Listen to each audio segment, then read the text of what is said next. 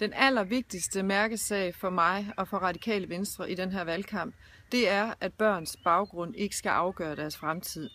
I Danmark der har vi sådan set formelt lige adgang til uddannelse, det er gratis at uddanne sig.